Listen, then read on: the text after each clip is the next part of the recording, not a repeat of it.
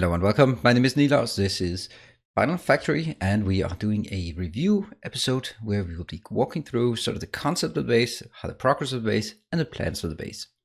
So, and since this is episode 150, I expect that a lot of people have probably lost track of where we are, what we're doing, what's the purpose, because as I'm progressing, it's still clean in my mind that what the entire idea is, but I see a lot of comments about why don't you do, and then insert good suggestion generally, but something that goes completely against the concept of the base. So there are a few concepts in this base or this playthrough that I am adhering to quite strictly.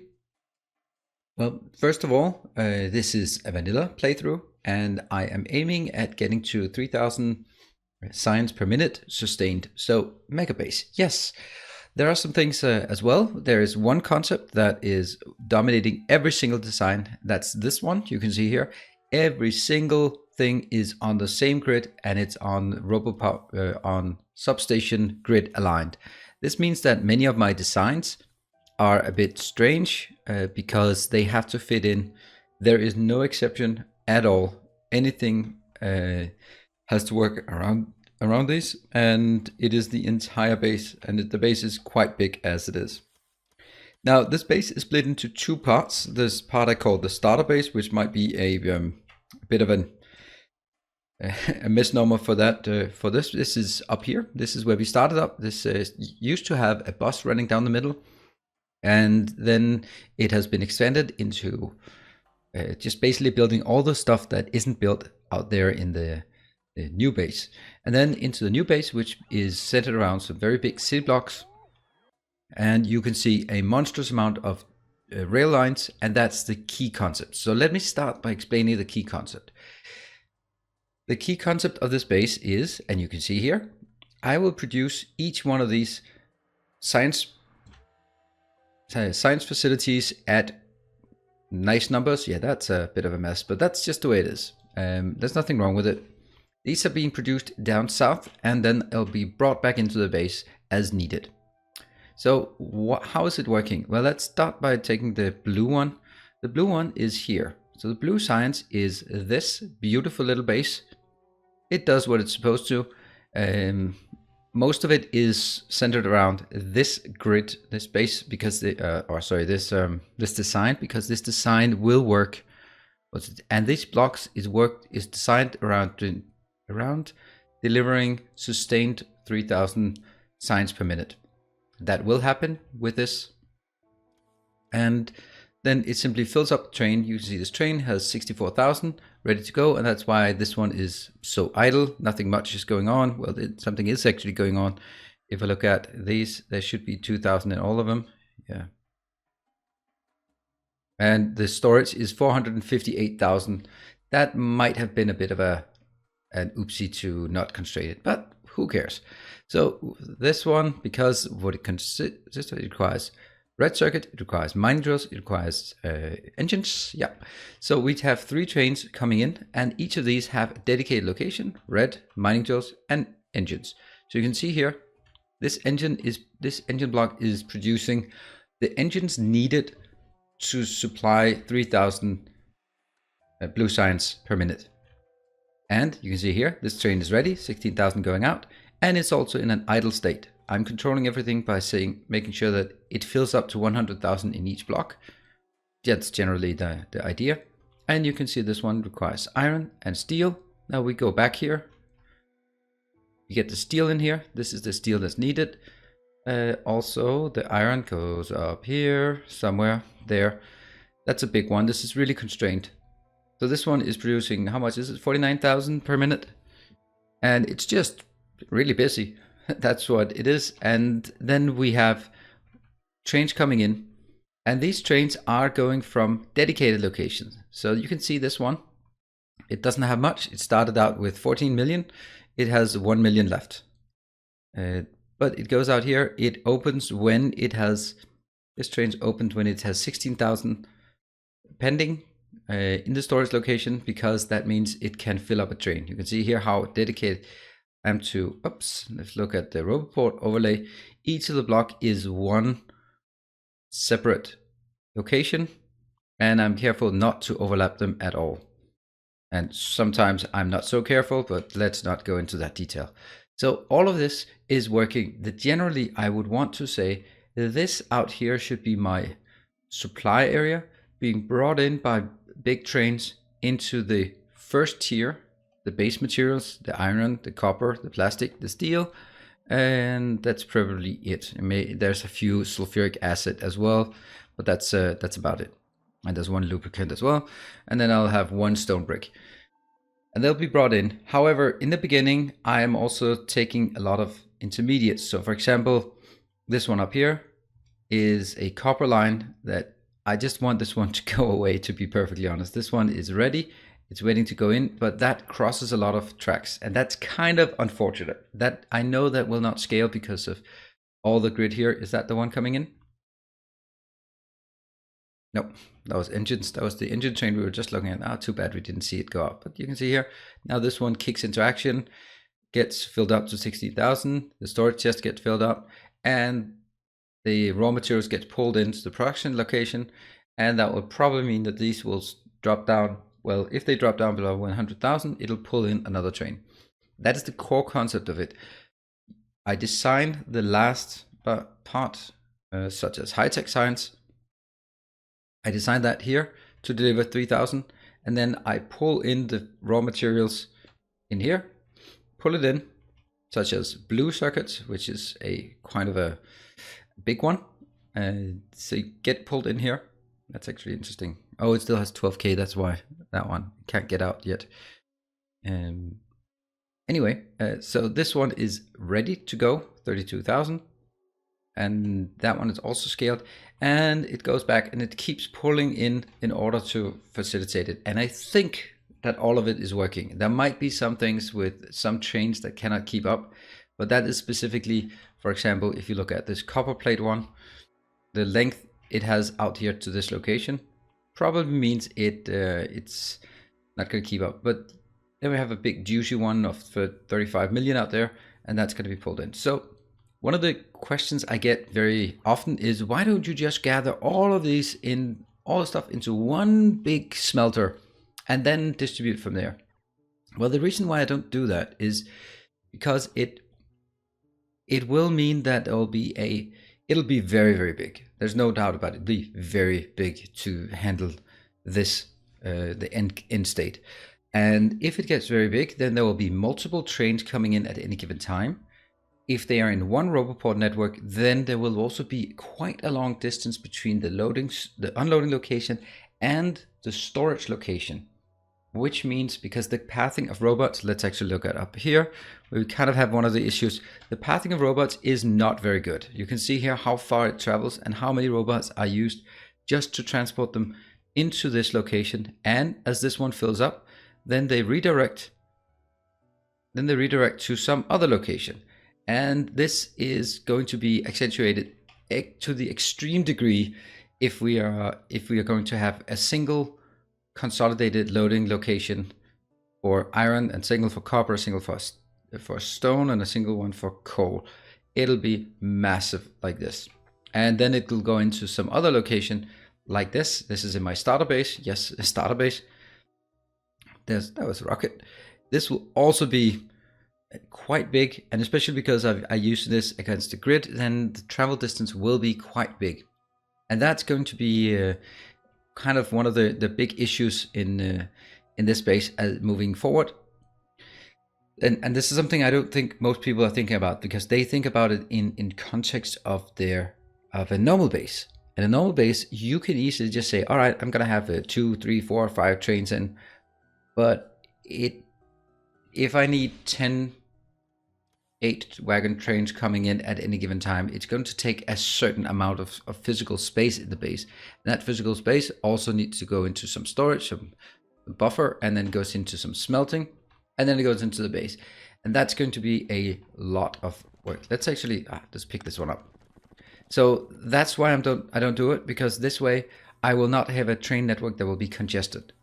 Then we can also get into trains and have advanced train networks. But what I see in most megabases is they have a central train network with maybe 4 lanes wide or 8 lanes wide, and it ends up being the congested because of the signaling, the crossing the path. This thing is scaling linearly. That is the most important thing. It scales linearly. This here is always of the second priority, so it will never stop the other trains. And that means I can produce the blue science and only be constrained by this supply chain from here into these 3, into that one, and into these 4. That's the only supply chain, and each one of these have its own support. No overlap anywhere at all. That guarantees linear scaling, and I need linear scaling to hit 3000. It does have the advantage that if something like this one starts dropping down, then it's not going to be able to support the trains as fast as I need. But I don't really mind that because I've hooked up notifications, as you can see here. This one, it's below 2 million, so it starts blinking. And because of that, I have added not just one more, but actually another one over here as well. So that's, you can see here. So that one, that's how I compensate. If I get a warning, I need to fix it. That means number 2 is the one we're looking at. Number 3.1, that's the copper we've also been looking at down here. And then number 6, that's actually a bit more surprising. Where is that? Number 6. It's number 5. Really? Number 6? I think that might be a mistake. That one doesn't seem like it's below 2 million, but then that's something we're going to look at another time. No? Looks like I don't even have this. Oh, there it is. There, that one. Yeah, that's because this one is not correct. I can actually take this from here. This is one of the interesting things that we can do is I'll go up to that one. This one is hooked to that one. So I'll take this part and I'm going to go down to number 6. Where's number 6? I forgot. Is that the number 6? Yeah, but this is not the one that screams and yells about it. Anyway, I'm going to do that later. Let's have a look at the base. So all the signs are built down here. And we are in the process of making the production signs. But when that goes in, that's why it's still open, because I'm not getting anything. And for that reason, I need to build the production signs in the base here myself.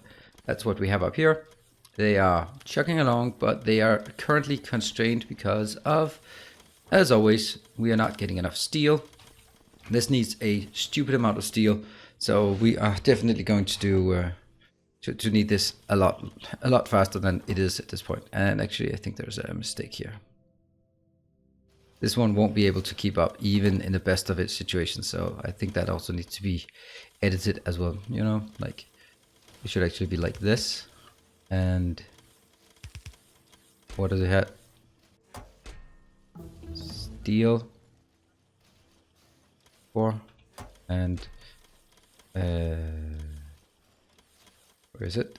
That one, 200, and stone. Oh, that sucks. Let's pick it up.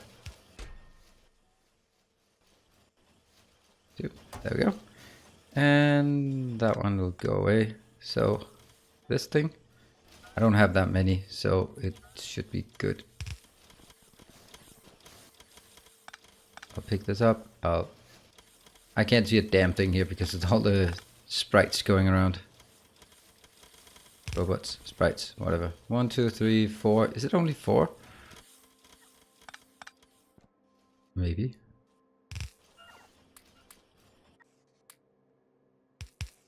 All right, so that one is actually working, I think. Yeah. It doesn't matter that much. Anyway, mining productivity, I just keep going on this one.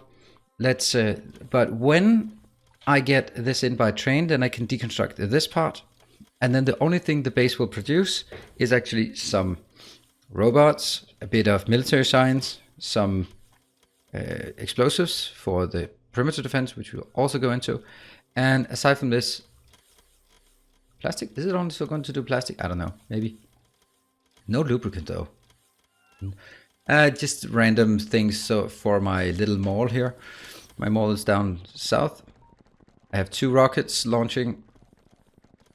This is my little mall. I actually like this way of doing it, and maybe that should be closer to the iron, but that's a different matter. Here, all the things I just need for construction. I have over... Now I get stuck. There. I have a construction train that's ready. This is helping me build new city blocks as fast as possible. And let's also look at some of the other things. Let's look at the power. The power is everything. There's no solar power because I decided that I didn't want solar power. I just wanted to try the nuclear power option. So each of these power plants is producing 1,120 megawatts of power, and I have 10 of them right now. I'm preparing to build 8 more. And on top of that, I have 3 more here that are decommissioned, and then some of the old ones over here. So all in all, nuclear power is, I think we're providing about 18. This looks like 20, but it's not actually completely like this. So what we're having is complete nuclear power plant. This is fed by a train here. When these are going in, then going as it drops, it will get another one and another train. And I'm gonna build over here and then have another train station for that. So that's that part. Let's look at the military part. I have done in the beginning in my starter base, I built, you can see here, this is very important. They are different networks. And out here, this is automatically expanded. Well, automatically I can expand it with a blueprint all the way out here. Not for this one anyway, because it's kind of stuck. I need to go out and put more landfill in. But the idea is that if I am in a location such as this, then I have my blueprint. It consists of 2 different blueprints. One is called artillery and one is called radar. So that means I can place this one. This is the biggest thing I can place. It is making sure the robot ports are aligned. It makes sure that or they're not at that optimal distance, but they are covering. It is the maximum distance I can do with the radars, because I cannot put the blueprint underneath something I can't see with the radar. So I need to make a blueprint within radar range. That's what I've done. So I'm going to do 1, 2, 3, and then go make the artillery. And the artillery is then going to have this part where it gets fed from here and then shoots out. So I've also got a few artillery upgrades. So they clear out a nice area around. And then I just, whenever I feel like it, I just throw in some random shots out here to clear the area. Now I'm also starting to get locations out here that are sort of more heavily protected. And once in a while I can take an artillery train out here, clear some space, and then but you can also see out here we start to have some decent locations with nice sizes, and they are the ones we need to tap eventually. I don't want to take too many more of the internal ones. You can see 90 million here is also a decent location, and it'll be lasting for a while. Now that's this one. I would highly recommend anyone doing this this way, because I'll definitely use it in the future for sure, because it means that you can take any direction where you're not there, and you just need to feed in materials into these requester chests, which will then branch it over into the next robotic area, and then of course make sure that you have logistics bots and construction bots, and then you can simply just expand outwards. And it is of course going to take some time, but you can, if you expand in different directions, you can just place these down and move further out. You need laser turrets, obviously, and it will stand against even behemoth. At times, with the 99.99 whatever evolution, there will be quite a lot of behemoths coming in, and that's a decent oil location. And because of that, I have reinforced this one because I've been using it so much, and I'm not continuously expanding. Sometimes they overrun location, but it will regenerate itself. So I've never had any issues where I had to move out and actually fix it myself. That's pretty good. Anyway, back to the base. That is where we are now. What we're working on is the purple science. That's going to be within 5 episodes or something. One of the key concerns, I see that a new green train just came in. I also probably need more roboports. I mean, that's what everyone keeps saying, and it's probably not incorrect. The key point here is, I am getting a bit of iron in here in this location. Not as much as I'd like, but it is slowly accumulating. So we are getting some iron in, just from one train coming in. However, one of the key points here is, let me just untag that one. Don't want to see that red indicator. After I have all the science, I'm not going to do military. Then I'm going to retool this area. I'm not going to replace it, but I'm going to take a look at, if I dismantle this one, that means my steel production will no longer be all consumed in here. It will instead be spent exclusively for this part. Actually exclusively here. And for the low density structures. And then I'll retool this base so that it does a bit of my small, a bit for the defense, but primarily it will be retooled up here into several different big locations where I get a big train station in here that will actually be doing the network, where I'll be having like maybe iron and copper and steel or whatever, and then getting it out from like many different locations up here. Don't really know how, but I'm pretty sure we can do it somehow. It's going to be fun, it's going to be awesome, and that will be sort of the last part. So instead of making a new location down here that makes what are they called? They're called the rockets and rocket components. Then I will make them up. I'll make them in the existing base, because I think I can build this base up.